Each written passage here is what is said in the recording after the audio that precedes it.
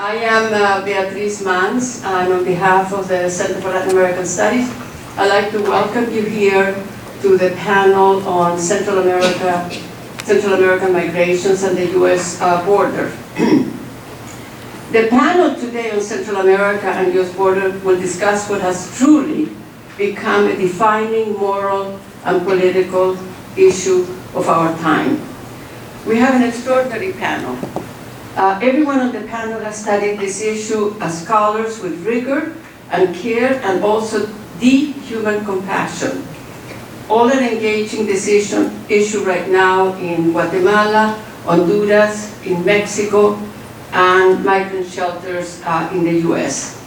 Decades ago, all of us knew, and some of us rather close up, the violence, the repression, the massive displacement, the brutality, the abuses, the massacres, the disappearances, and impunity in Central America.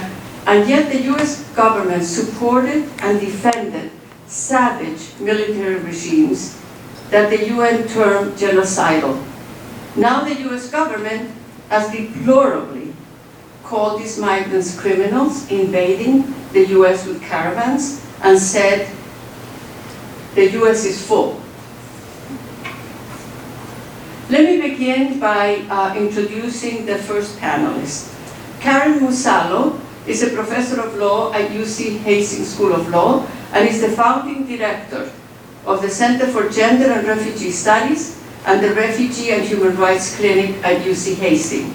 She has been instrumental in winning important precedent-setting asylum cases with brilliant arguments and tireless energy and commitment.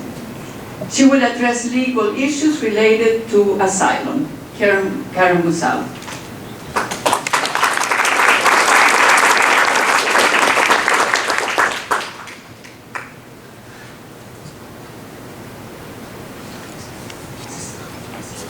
It's just a blank slide, forward one.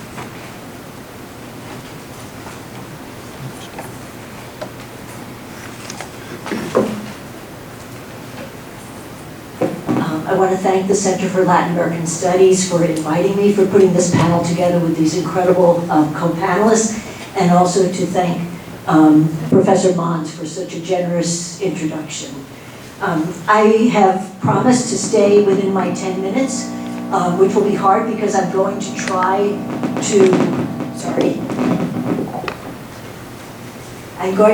to lay out the legal framework and all of the bad things that this administration has done, so that then when my co-panelists talk about things that are happening in particular countries, you'll understand how they fit into this legal framework that this administration has put in place.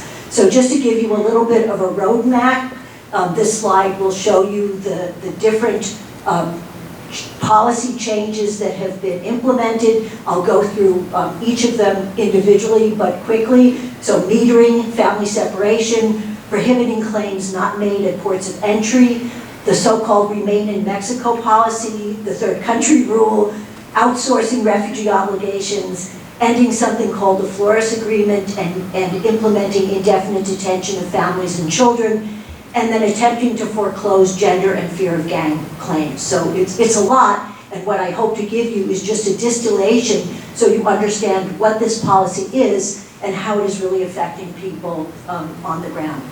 I want to start by saying something that I didn't think I'd have to say so forcefully and so vehemently, that seeking asylum is not illegal, that under domestic law and international treaty obligations, the US is committed to protect people fleeing persecution, not to return people to persecution.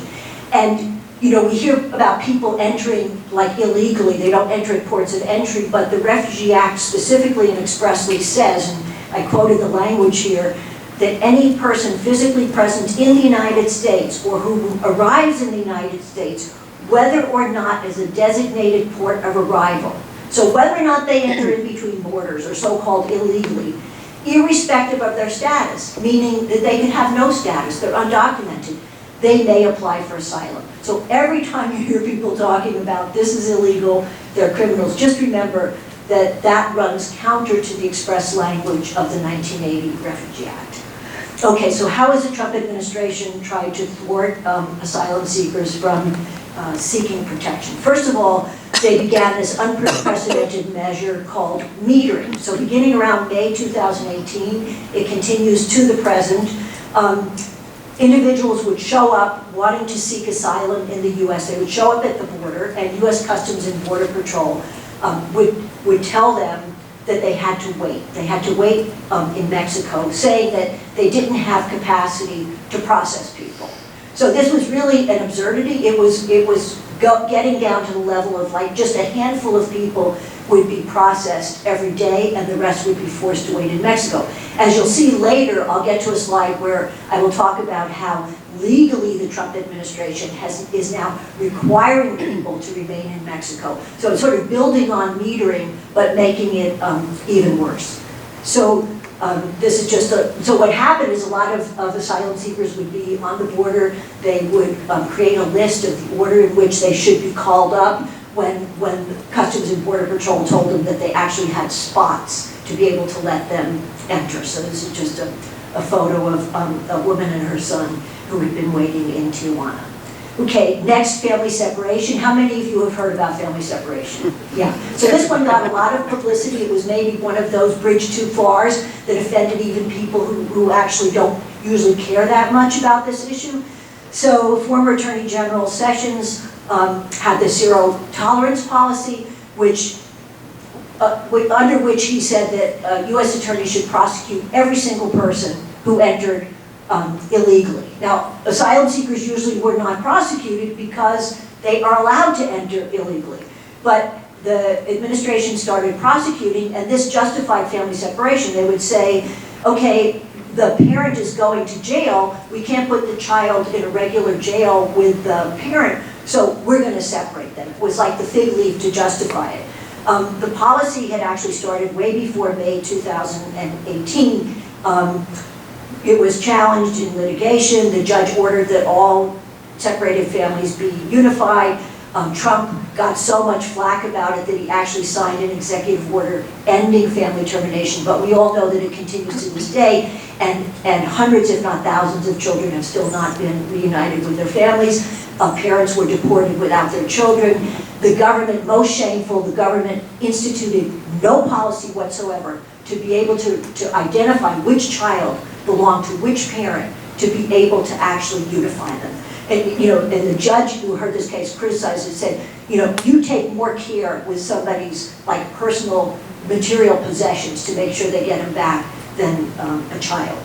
So this was, this was, as I think I said, this was challenged, and there was an order to reunite the families. Next, this photo is kind of an iconic photo that summed up the family separation. It was published in the New York Times, and then was on the front page, I think, of Time magazine. Okay, what's another policy? Prohibiting asylum claims not made at ports of entry. So this was another thing where the Trump administration was trying to thwart asylum seekers from entering, saying that if you don't enter at a port of entry, you're going to be prohibited from asylum. And knowing that at ports of entry they were metering, so people couldn't get in at ports of entry. And so this was challenged because it clearly went against that express language of the law that I read to you a little bit earlier. It was challenged in court. There was a temporary restraining order imposed. The Ninth Circuit upheld it, the federal court. And then the Trump administration has done has this practice of trying to leapfrog and go directly to the Supreme Court every time it loses. So it asked the Supreme Court to look at this case, and the Supreme Court declined to block the order in a 5-4 ruling. This next photo, just I show you, this was inside a courtroom where one of these cases was being argued, and this is Lee Gallant, a photo of Lee Gallant standing there with his arms out. He is an attorney with the ACLU Immigrant Rights Project who has litigated a majority of the cases, starting with the Muslim ban all the way to family separation to many more. So just a little. Okay, the policy, I am going to speed up now, the policy of remain in Mexico called, it's called Migrant Protection Protocols. People call it the Migrant Persecution Protocols, rolled out in January of 2019. forces individuals seeking asylum and arriving without documentation to wait in Mexico. So this isn't just a matter of metering. This is a rule that says you have to wait in Mexico if you're applying for asylum. And there's supposed to be a screening where there's some exemptions of people who are not returned. If somebody says that it's more likely than not they'll be harmed in Mexico, they're not supposed to be returned. This policy was challenged in a lawsuit called Innovation Law Lab v. Nielsen. We were co-counsel at the center. We first won a nationwide injunction. The government appealed it, and actually the Ninth Circuit Federal Court of Appeals stayed the injunction, allowing the policy to continue. And you'll hear a lot about the incredible suffering. There's over 32,000 asylum seekers who've been sent back to Mexico. And if you add that with the people sent back because of metering, you have probably 58,000 asylum seekers stranded in Mexico. This was a report that Human Rights First did about how more than 110 publicly reported cases of rape, kidnapping, sexual exploitation, assault, and other violent crimes against these asylum seekers returned under the MPP. The screening is a sham. People who are supposed to be exempted from the policy are still returned. People are left with no safe place to stay in some of the most dangerous border cities in the world. These are just photos. Let me go. Third country rule. This is another attempt to just close off the route of asylum. So this is a rule that attempts to prohibit asylum for any individual who passes through a third country before arriving to the US. Well, unless you're Mexican, if you're coming to the US southern border, you're passing through another country before getting here. So this is an attempt to deny asylum. This is different from the Guatemala, the attempt for the US to outsource. There'll be more discussion about this, but the US has also attempted to enter an agreement with Guatemala where Guatemala would agree to take any asylum seeker coming from anywhere in the world that the US decides it doesn't want to adjudicate their claim, that wants to send them all to Guatemala to adjudicate their claims. We can talk more about why that's illegal, but almost out of time here. So a little bit more about that third country rule. That's another, it was challenged in a case called East Bay Sanctuary Covenant v. Barr. There was a nationwide injunction. So the lawyers are doing their work here. They're challenging every one of these out of the box. We won at the first level, but then the government appealed. And again, we have to get really in the weeds on legal issues, but when the government appealed to the Ninth Circuit Court of Appeals, the Ninth Circuit let the injunction remain in force. So in other words, this policy could not be applied to asylum seekers who entered in California or Arizona, but he let it go forward in Texas and New Mexico. So this case is still very live and there's still litigation.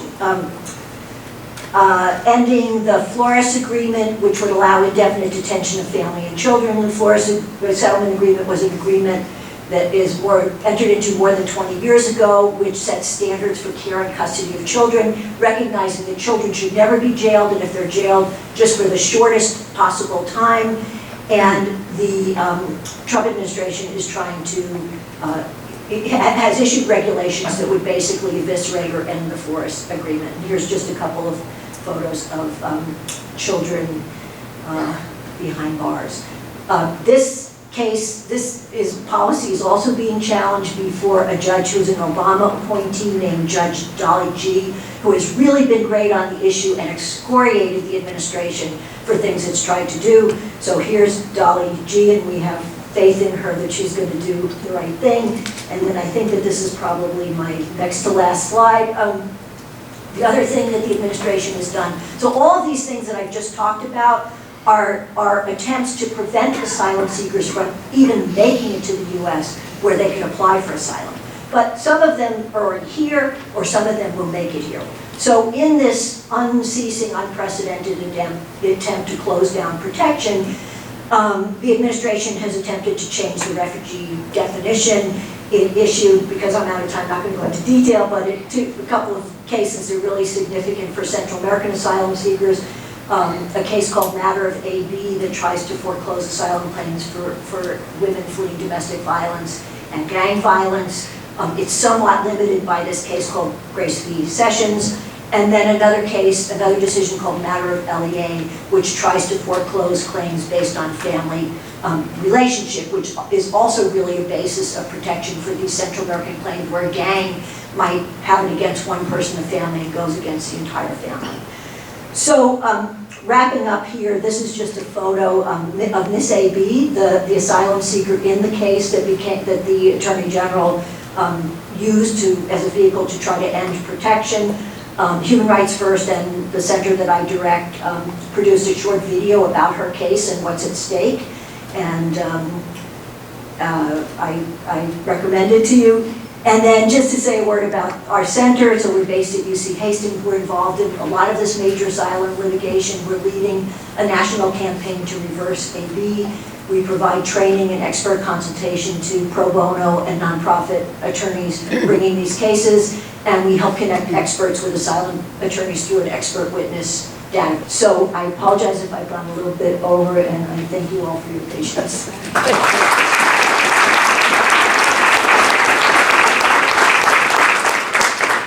Thank you, Karen. Our next speaker is Rosemary Joyce. She's a professor of she's an archaeologist, a professor of archaeology and chair of the Department of Anthropology here at Berkeley. She's an archaeologist specializing on the Mayan in Honduras and southern Mexico. While she's an archaeologist, she also keeps up very much up with the current events in Honduras. I'm saying that because archaeologists, as you know, dig about the past, but she's really into the present.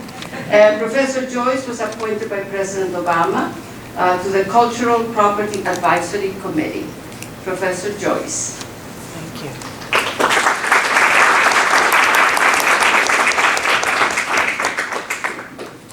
you. And I want to thank the center as well for having this panel.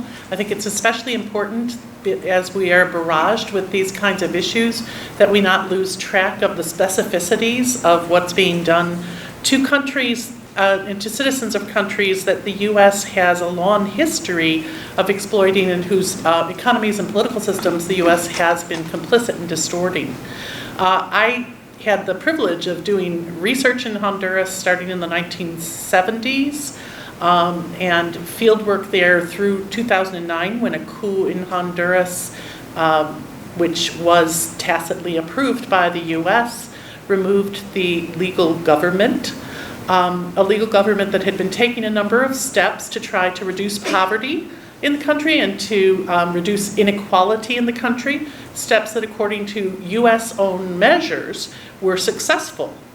The removal of the legal government and most importantly, the aftermath in 2009 of that successful removal, which led to the installation of the first of two successive presidents whose political party is probably less important than their affiliation with a small, wealthy, cosmopolitan international elite that are using the natural resources of the country and the government of the country as a means to enrich themselves at the disadvantage of the majority of the population of the country. That 2009 moment basically changes the situation for most Hondurans. It's not that Honduran migration to the U.S. began in 2009. Honduras has a long history, as does most of Central America, of sending economic refugees to the U.S. who become an important part of the labor force in this country, often doing work without which the country could not succeed. But the conditions that were introduced in 2009, impunity, that is the ability of the very wealthy political elite to do what it wanted without any kind of accountability, the violence that was unleashed from drug cartels, which has now subsided to a certain extent, lowering the murder rate, but which has resulted in a country where in many areas the principal force imposing order is the local cartel.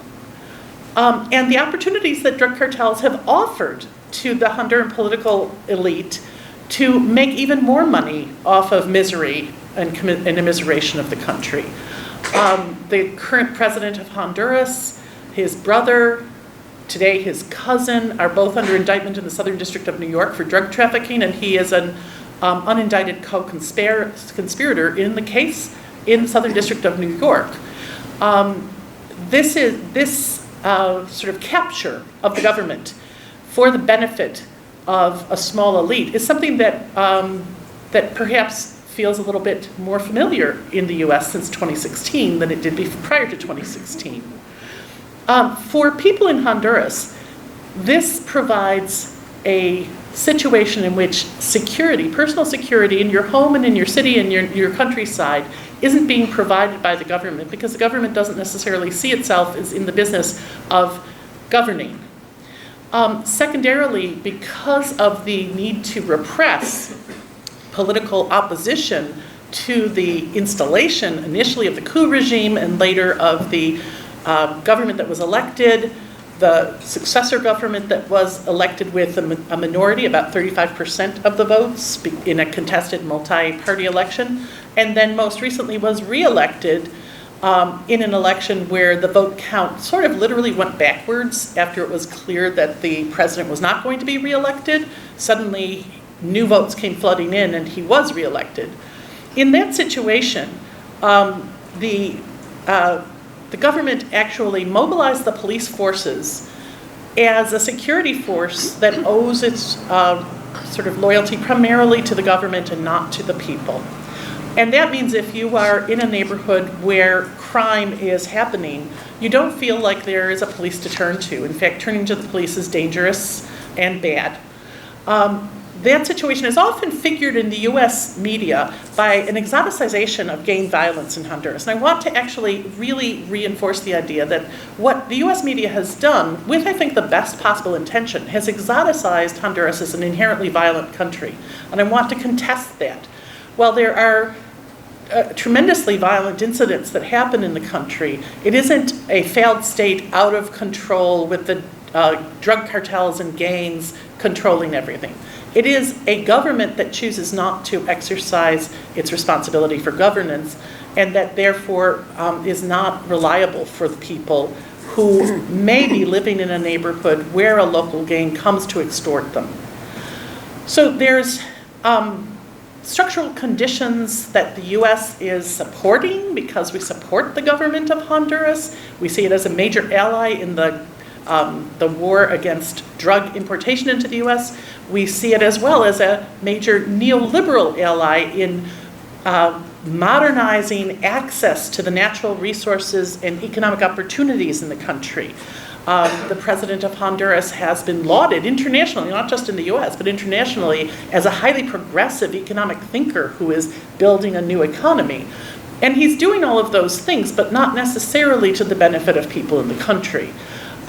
Those things include allowing international conglomerates to do new mining and new energy facilities such as dams, hydroelectric dams, or even wind farms that are contracts that are mainly constructed to enrich a powerful elite in Honduras, not so much to enrich the everyday people in Honduras.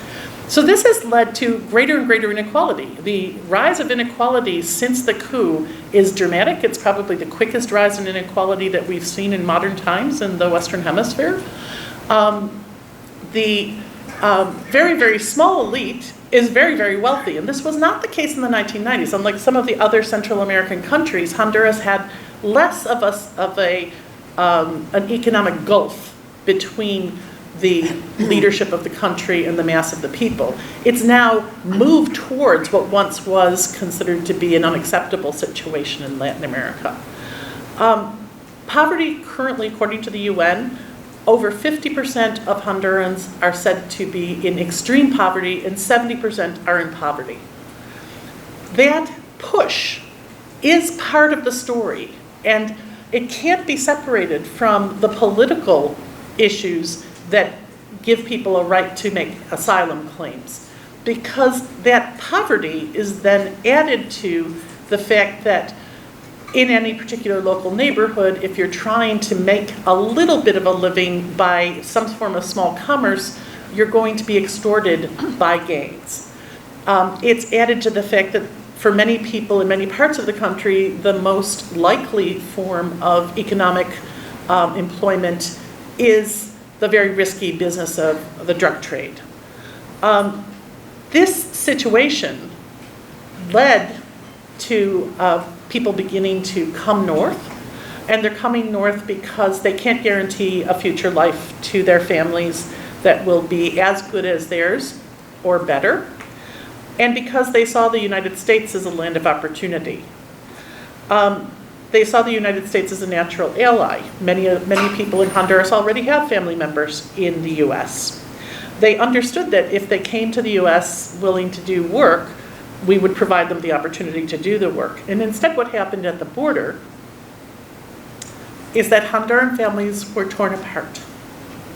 Honduran children were separated from Honduran parents and traumatized in ways that will never be reversed.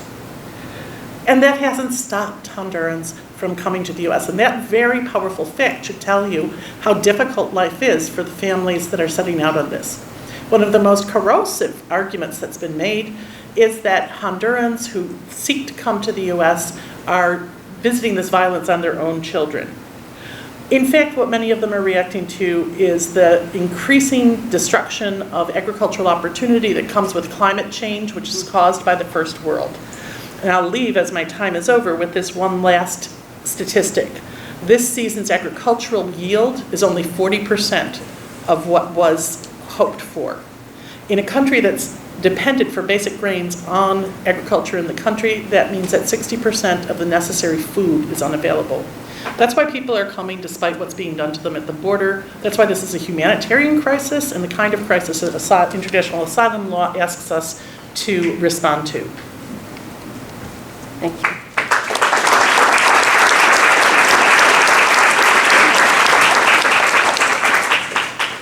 Paula Worby went to Guatemala right after receiving her bachelor's degree in the mid-1980s. She did research, worked for the United Nations High Commissioner for Refugee, ACNUR in Spanish. She lived in Guatemala for many years and goes there quite frequently. She just got back in August. She was in the Ixcan rainforest of Guatemala in the north by the Mexican border.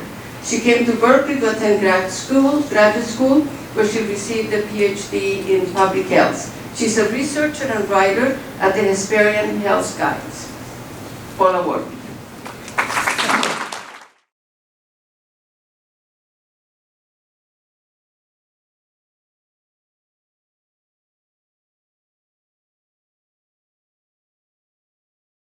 Denise is Professor of Political Science at ITAM, the Instituto Tecnológico Autónomo de México.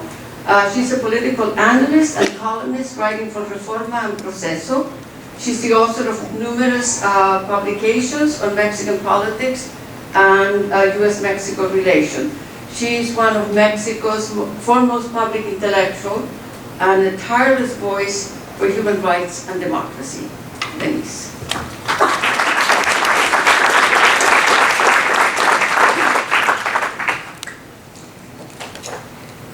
Thank you very much. It's a pleasure to be here. Sorry about that. Well, we're now where many people feared and some predicted. That's not mine.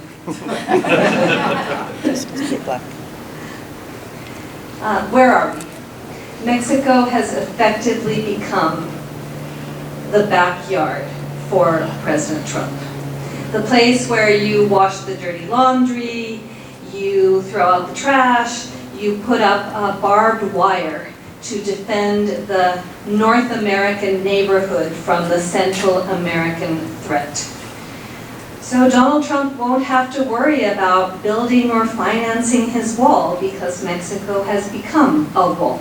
We are de facto the barrier between immigrants and a president in the US that presents them as a national security threat. We are now the ones in charge of chasing, detaining, deporting, and stopping everyone who goes through Mexico in search of opportunities and security that they cannot find in their own country. We are now going to do to Hondurans, Salvadorans, and Guatemalans what the US did for decades with our migrants, which is criminalize them and persecute them. And Mexico accepted this deal to save free trade, but at the expense of congruence, dignity, the immigration law, and international treaties that Mexico has subscribed to. Today, Mexico is very far from the initial rhetoric of President Andrés Manuel López Obrador and the positions he assumed in his first months of government. Back in December, the head of the National Immigration Institute was talking about an immigration policy in Mexico based on human rights and development. The Mexican president was offering humanitarian visas, asylum, and aid and assistance to the caravans that were slowly making their way through the country. And this was actually counterproductive because immigration surged. The number of people who wanted to go through Mexico, given what seemed to be a very welcoming position on the part of the López Obrador administration, that number actually grew. And what was the reaction of the Trump administration? That this wave of caravans and Central Americans was actually, as I said, a national security threat. And so what did President Trump do? In the context of what was a difficult week for him, because of the Mueller investigation, all of the rumors of impeachment, it was precisely at that moment that President Trump shifted the rhetoric and the attention to the Central American threat and decided to use Mexico as a political piñata to offer poison candy to his electoral base, use commercial and trade threats to obtain migratory concessions. And the concessions that Mexico made have put my country in an impossible situation. It was either do the dirty work for the US or face economic debacle. Turn Mexico into a third safe country, which would have entailed Guatemalans having to seek asylum in Mexico before reaching the United States, as if Mexico were a safe country when it's not even safe for its own citizens, or face lethal commercial disruption. We had the option of making our immigration policy tougher, or face the option of what would have been severe economic damages in the context of a Mexican president that was already facing economic deceleration because of his own policies. So Trump put Mexico in the position of choosing between two evils, two poisons. You either drink strychnine or arsenic.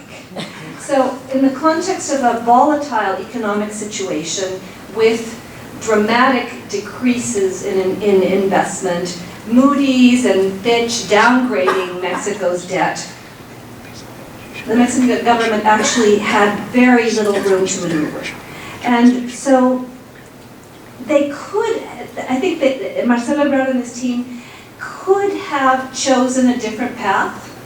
They could have chosen to take this to the World Trade Organization. They could have appealed to American businesses that would have been affected. They could have chosen to stand up to the bully, but López Obrador made the decision to not do so because he didn't want the fight. He wanted a quick result, and he was willing to sacrifice Central American migrants. Because only on the basis of that can you explain what happened subsequently, which has been the deployment of 6,000 members of the newly created and militarized National Guard to the border with Guatemala.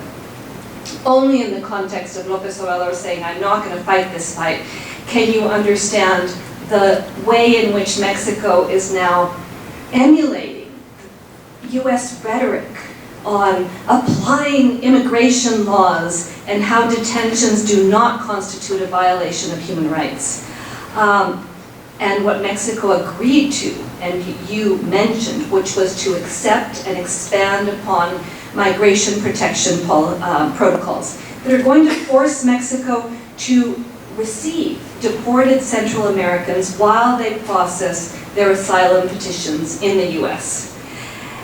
And in the meantime, Mexico has offered to provide them with security, health, education, safety to all the people who are being deported. And what has happened? Deportations from the US are occurring at a massive scale. And Mexico has accepted those deportations, violating historical precedents. No other previous Mexican president would have accepted becoming a third safe country in a de facto fashion.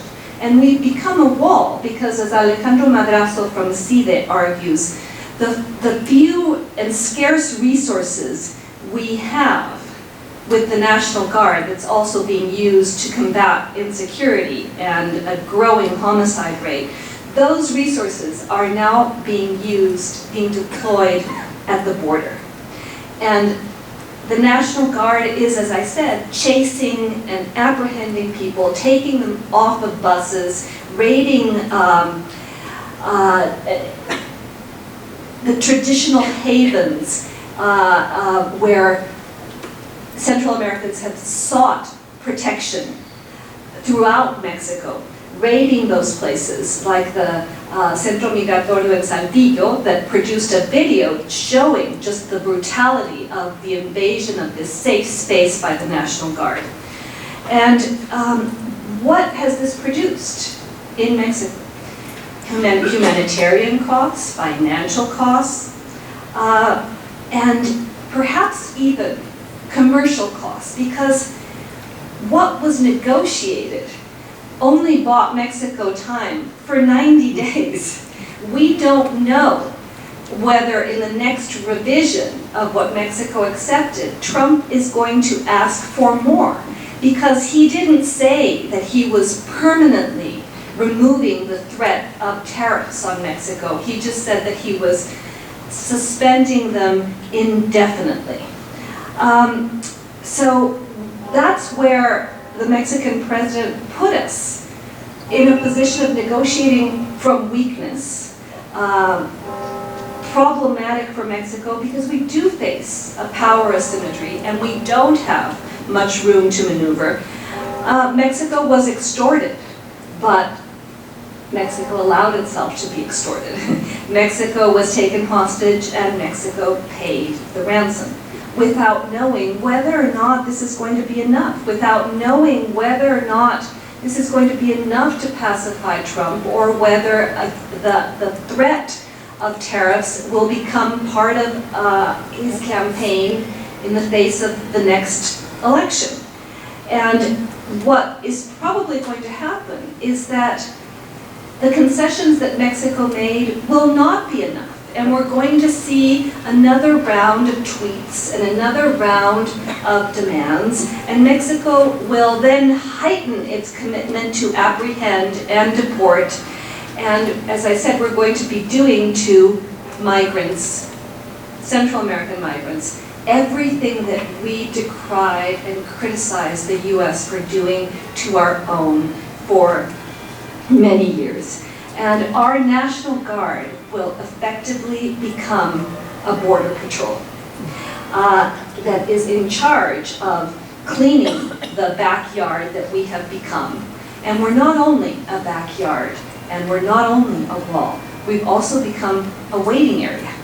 A waiting area along the border where the points of deportation that were, 2 or 3 have now grown to 10. And what you're seeing along the border is a growing humanitarian crisis because Mexico does not have the capacity to absorb people and provide them with a safety net while they wait. So I think Mexico has put itself in the worst of all possible worlds. And sadly, what polls show is that Mexicans are happy to accept this situation. the anti-immigrant sentiment in my country is growing because the rhetoric of the government in terms of applying the rule of law and saying that immigrants take away jobs and use resources and Mexico should be providing employment to its own people. Mexico is emulating everything that the U.S. has done and is doing and will face the costs that you have all described, which I think, as I said, places us in the worst of all worlds. Thank you.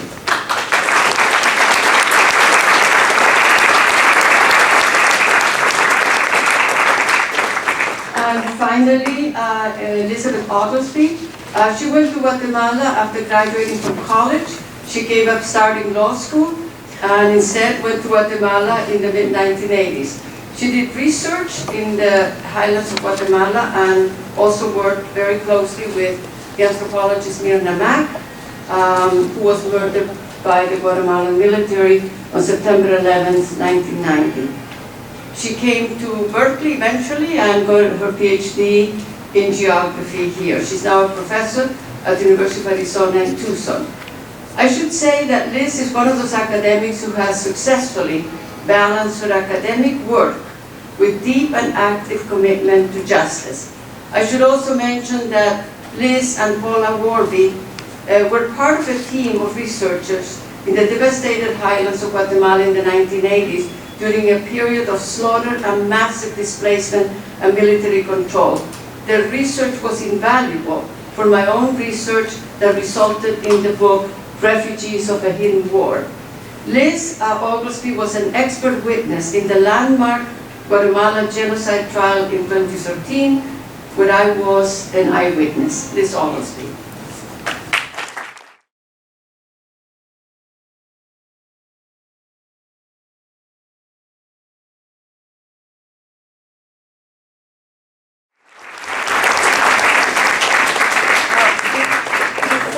Before starting the Q&A, I would like to recognize someone in the audience that is probably very familiar to most of you. Running through... Oh, it's on. Why isn't it? Bring it. Huh? Bring it closer. Okay. Oh, that's right. Yeah, before starting the Q&A, I wanted to recognize someone in the audience that's probably very familiar to many of you. Running through her books, there is always a human dimension, themes of displacement, refugees, human rights, injustice, someone that cares deeply and supports Central American refugees and others fleeing their homelands, Isabel Allende.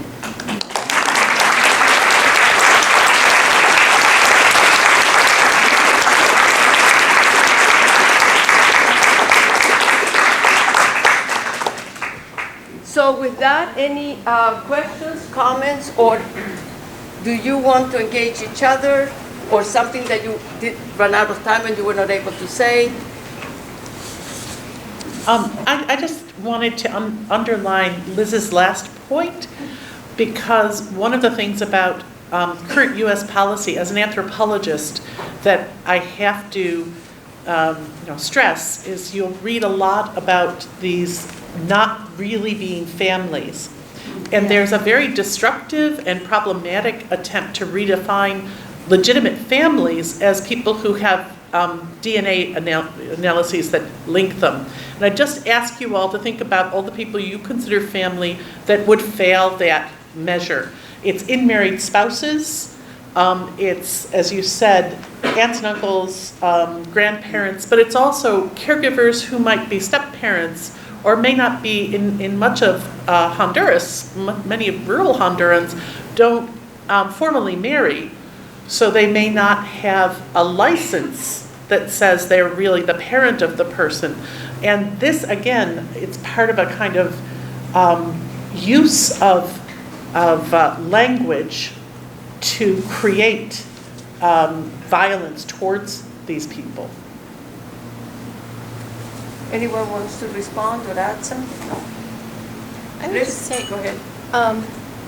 Yeah, I would just say that, again, that the effort to punish migrants as a so-called form of deterrence, has a really long history. And so the family separation is just part of that history. But other things that we see on the border, for example, that we've seen under previous administrations include things like deporting people laterally across the border, so not where they cross, but to some other unfamiliar city in the middle of the night, right? All different ways to punish people. I mean, the building of the border wall was a way to punish people by funneling them through the Arizona desert. That was to be considered a form of deterrence, right? So family separation is just the latest part of that. Can I add something? This panel is on Central America, but what's also happening in Mexico is that Haitians and Africans are being detained on the southern border. And over the past several weeks, we've seen rebellions in migration detention centers in Tapachula, where Africans are chaining themselves or taking to the streets or marching, because what they argue is we're being told to stay here while they regularize our migratory situation. And what they are expecting is to be given papers or the permission to actually go through Mexico and reach the US border. But what Mexico is doing now, in violation of migratory law, is detaining them indefinitely and not giving them permission to actually travel through Mexico. And also what's happening is that many people who are deported from the US into Mexico, or who have applied for asylum and then are asked to remain in Mexico while their asylum claims are being processed, they're actually being bused or flown back to Tapachula. They're being flown back to the border, which makes it impossible to attend the meetings that they have to process or go to if they're processing an asylum claim in the US. So Mexico is creating all of these de facto obstacles that are in violation of the law and that are going to make it very difficult even for asylum seekers. And there have been recent cases of people who were deported or are waiting for asylum, who were on the border and got picked up, put on a bus, sent to Monterrey in the middle of the night, and just left abandoned there at a bus station. And this is happening more and more. It's getting media coverage, but no political cost and no real political reaction in Mexico. Yes? Yes, I'm just a visitor here. All of the panel members obviously have a lot of empathy for the Latin American migrants. I happen to be married to a Venezuelan. But is it really practical to expect, as Professor Dresser said, the migrants from many other countries come to the U.S., and so they have similar stories. Is it practical to really expect the U.S. to accept all of these migrants who just show up at the border with some children and some very true heart stories? Yeah, so if I could answer that in two ways. I mean, one is, just on a practical level, we're a country, one of the richest countries in the world, with, 330 million population. We're talking about maybe, in a year, 100,000, a couple of 100,000 people. If we can't accept that number, look at other countries with far less resources that are hosting refugee populations that are in the millions. Yeah. So number one, just to say that there's this narrative, this rhetoric, we're all full, but it couldn't be farther from the truth. And the second thing is, if we really believe that we are a nation of rule of law, that's why I put on that second slide. We signed a treaty. We also enacted the 1980 Refugee Act, which requires us to do that. It doesn't require us to protect people who don't meet the refugee definition. People have to go through a very rigorous process to establish their claim. But under our law, yes, we should. That's my answer is yes, we should. And it's not such a hardship for us. I want to just kind of, reiterate what I said to begin with. A country this big, a country this rich, we are talking about a, tiny drop in the bucket in terms of what it takes for our resources. I'd just like to add, you're married to a Venezuelan. You know how many Venezuelans in the millions have gone to Colombia, a country much smaller and less rich than this country? How about Lebanon? Really? Yeah. Oh, Rosemary, you wanted to say something? I just wanted to add one thing. The sheer scale is the first thing. Obviously, we have a much, much larger country, and we take a very, very low proportion of migrants compared to many, many other countries. But the other thing is that often this is framed in terms of it will be very costly for us to do this processing.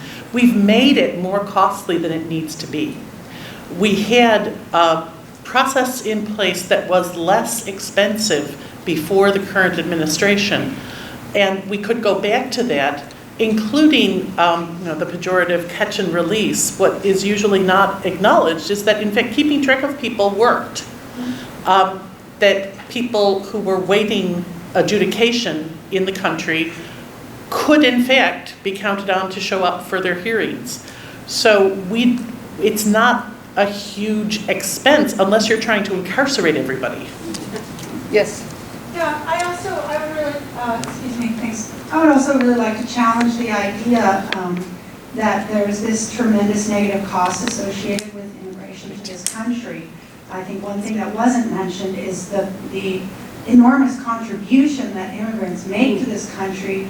And if you look at the numbers, they're bringing in, value. And in fact, so many parts of our economy would not function without immigrant labor. In fact, when we see crackdowns, we see produce rotting in the field because there's no one to pick it. And so that I think there's a false narrative that this country could function without all these undocumented laborers who are actually supporting us and contributing, paying into Social Security, really supporting our communities all across the country. So I would just offer that counter narrative. If I could. Go ahead. I want to add one other point to show that it's really not about money, that this is really an intentional lie and myth that the administration is putting forth. There was a report done by Health and Human Services looking at refugees who are admitted through what's called the Refugee Admissions Program, which is a different program that the Trump administration has tried to close down. And it looked at the cost incurred in resettling those refugees and the economic benefit that they contributed. And the benefit was in exponential numbers in terms of money, more than the cost. The Trump administration squelched that report and did not permit it to be released, and it only saw the light of day because somebody within Health and Human Services leaked it. So I think that just shows a little bit of what's really going on. This is about racism, this is about xenophobia, and excuse me if I say this is about white supremacy, and it's really not about the economics of the situation or whether we can, both benefit by taking people in and also comply with rule of law. Yes.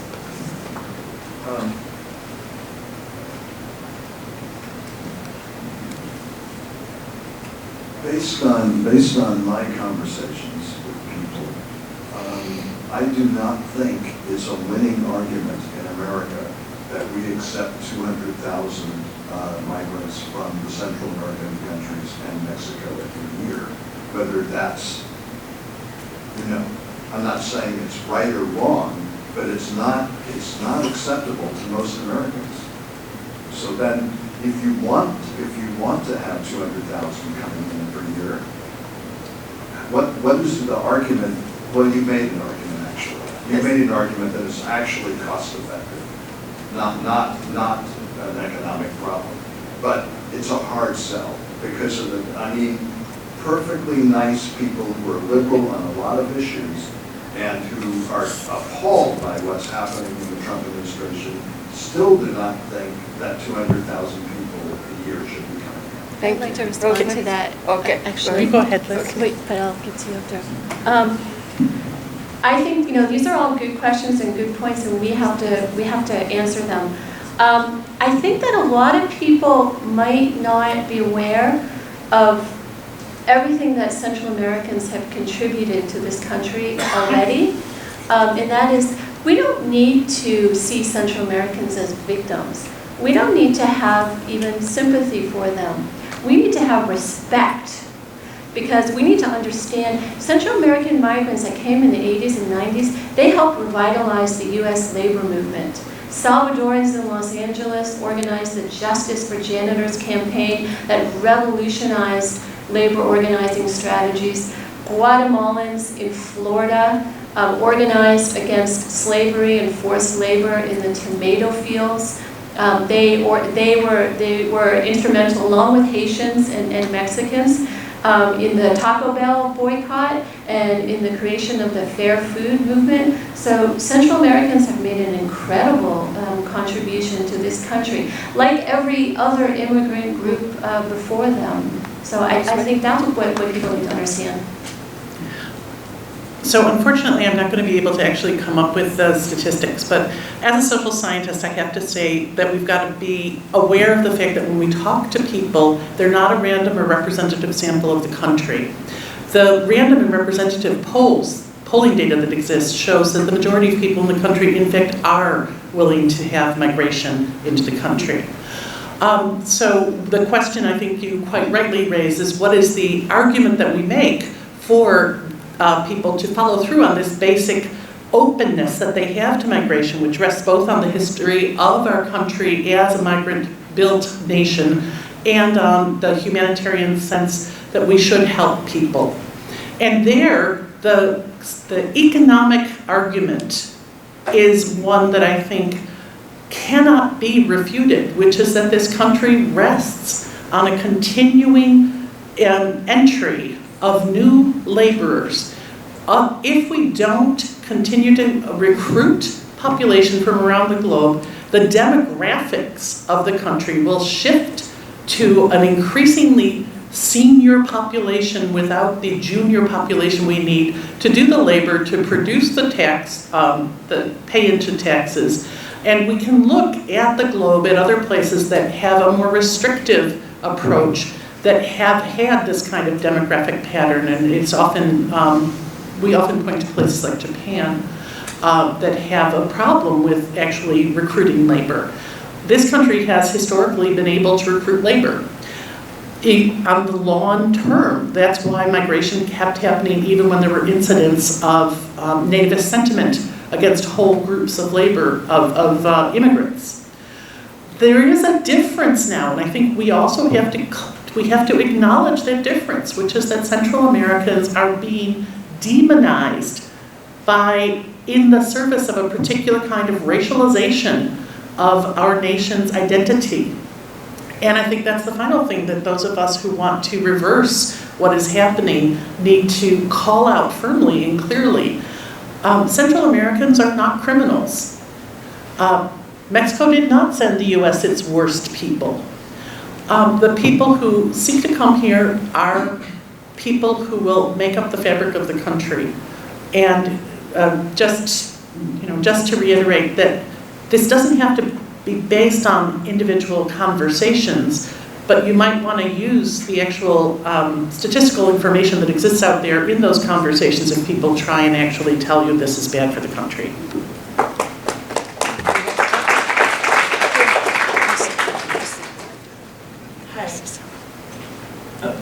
Yeah.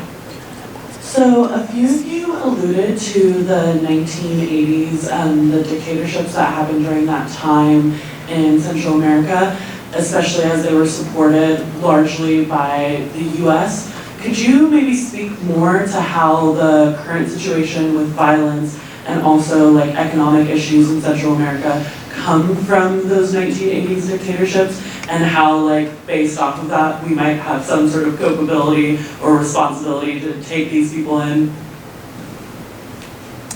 Who wants to take that? Yeah, go ahead. I think there are a lot of people who have written about the causes of the current economic situation and of the levels of violence as being products of what the U.S. has done both in Guatemala and in El Salvador, and in Honduras. So that point really makes the moral argument to supplement or complement the argument that's based on economics, that's based on rule of law. There's also that sense of we really contributed to the situation that people are living today. And that should mean something the same way that after the Vietnam War, we agreed to take in and resettle a very large number of Vietnamese refugees, and it was out of recognition of our responsibility towards the displacement of those individuals. Yes?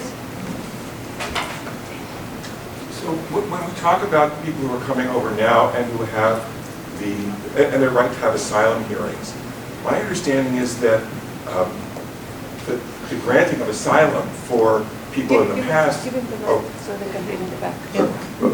So people that are coming across now, we're talking about their right to be granted asylum hearings. But my understanding, certainly in the past, if not in the present, is that it's a very slim percentage of people who get asylum granted. So there's that process, which is one process, and the process you were just talking about, that we should be accepting much larger flows of refugees. But in terms of the asylum process that we're talking about, even if they get these hearings, what's the possibility that they would actually be granted asylum? I mean, just to say a few words about that, the levels of violence in El Salvador and Guatemala and Honduras are extremely high. They have the highest homicide rates in the world of any country that's not at war. And in reality, the asylum claims from so many of the people coming from the Northern Triangle countries are legitimate asylum claims, and were being granted at an increasingly higher rate. So I know that, again, there's another narrative or rhetoric out there that these are false claims. These are people not in need of protection. But it is more complicated, and certainly there are economic factors that are part of the push, but there also is very targeted violence that's on account of some of the grounds that are in the refugee definition. For instance, extremely high rates of gender-based violence against women, the highest rates of femicide in the world. Those are legitimately a basis for asylum. So I think that yes, it's complicated. I'm not going to say that every person from those three countries qualifies for asylum, but those are very legitimate claims. It's not like we have people coming from, Canada or New Zealand asking for asylum. These are from countries that really are experiencing incredibly high levels of targeted violence. We'll just take 2 more questions. Yes, here one, then another one there. Okay, thank you very much. I heard about this from the Southern Border class, so thank you for recommending it. So my family is in San Diego. My mom has been very active in some of the shelters down there, and it's just constant. I know there's all the politics around the word crisis, but when they're dumping hundreds of people at bus stations in the middle of the night, it definitely feels like a crisis. And my question, obviously the current nonsense administration, to put it nicely, is not going to be doing any of this, but looking forward to America's long-term, perhaps foreign aid relationship with these Central American countries, what kind of policies or programs would you think be best able to improve conditions, stabilize, and help people in their countries of origin? I'm taking the privilege because Honduras is one of the countries that has been, sort of focal to this. The U.S. has a very high amount of security-based or security-related foreign aid that goes to Honduras that actually doesn't increase security for people in the country. So the first thing would be to move to foreign aid that helps, especially farmers in the country who are dealing with the impact of climate change and drought, to try to also fund those kinds of initiatives that might create manufacturing that actually is not exploitative but is beneficial. And there are some demonstration projects that happened but that never received the investment of foreign aid. So you had sort of cooperative kinds of things. There are models for how to move money to the majority of the population so that they can live with the changing conditions.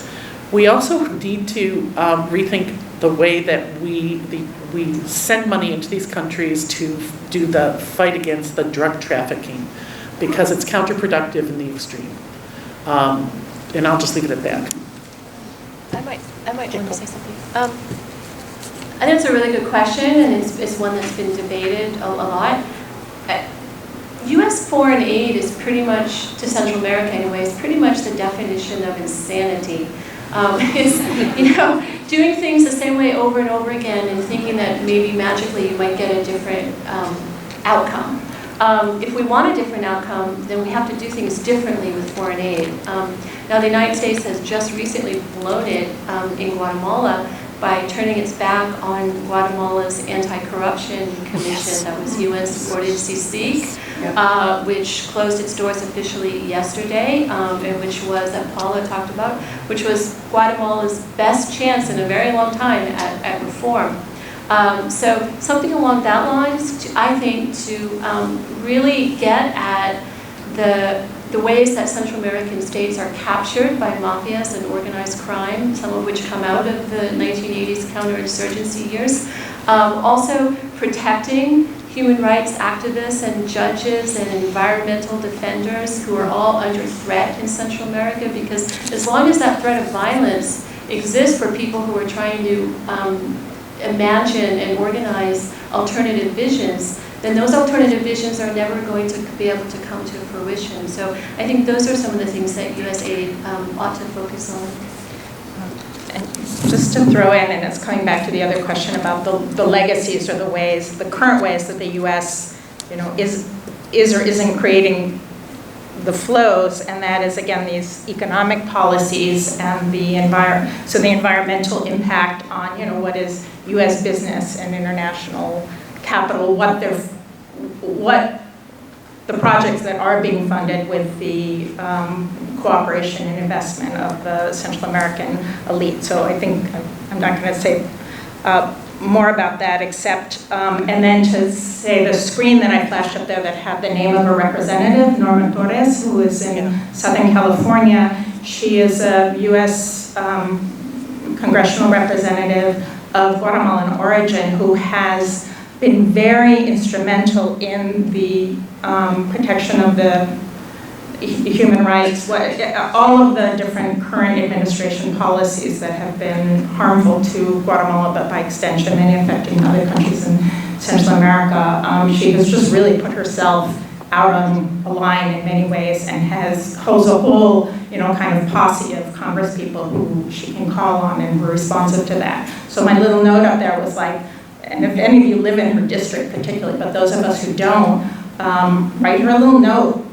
If everyone in this room wrote her a little note to champion that work, it's been, it's something that we as people who can vote and act in the U.S. can do. And if you have a different congressperson, which most of us do, ask that person to, when her missives go out about we need to do this, pressure on the U.S. Embassy in Guatemala was also very affected by her activity in bringing congressional rep delegations to Guatemala. So, Denise? I just have a final reflection as a political scientist.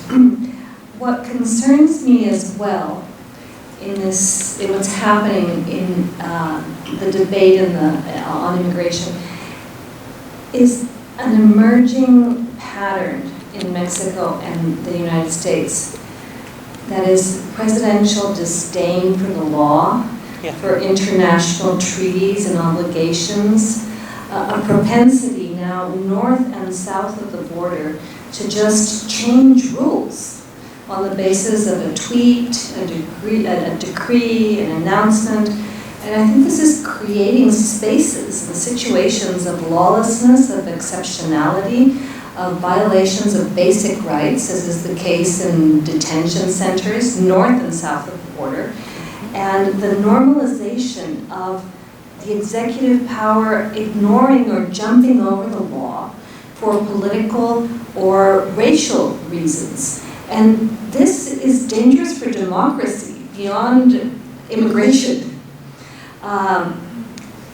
in the book, How Democracies Die, Stephen Levitsky and Ziblatt, they, for the first time I've seen as a political scientist, they incorporate the United States from a comparative perspective. And they present a series of patterns that should alert us to when democracies begin to wither and when guardrails are dismantled. And one of those situations is what we're seeing in terms of presidents decreeing what happens or should not happen in the area of immigration. And one of those emerging patterns is not only the lawlessness, but the daily identification and demonization of the other, of the enemy. Today it's Central Americans and Mexicans, tomorrow it could be someone else. I think that is morally troublesome and also politically very dangerous. I know there were several other questions, but we're really out of time. I'm very sorry. I realized with all the issues that came up, I'm sorry that I forced you to 10 minutes, but it made me realize that this could have been a day-long panel. So many issues that came up. And I also want to mention that we were supposed to have, and she really wanted to come here, Wendy Carrillo, who is an assembly person from the state of California, representing a region in Los Angeles. She's from El Salvador. She came here as a refugee. She logistically couldn't make it. She wanted to be here today, but she's going to be coming back. She hasn't been here. She will come this semester. She actually wasn't able to make it today. So Wendy Carrillo will be here sometime this semester, and you will be getting notices. I want to really deeply thank the panel.